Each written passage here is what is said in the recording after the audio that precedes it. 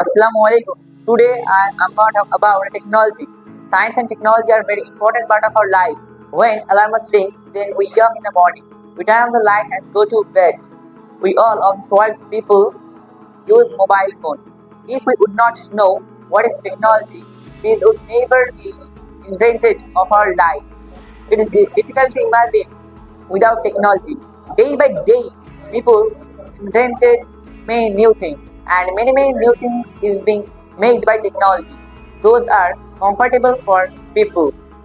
Speaking speakingly, speakingly example, we read newspaper. That newspaper confirm us our area's news.